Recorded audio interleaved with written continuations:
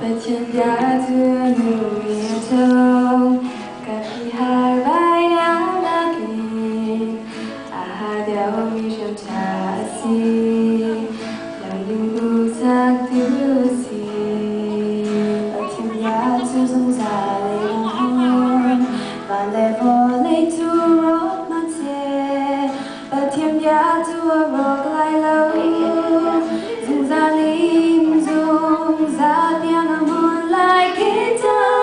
menasi dalam hati kasih bina syamsi dibaca biar kita minta dalam kasih redhai minta dina kasih benar lamu satu bagian dia.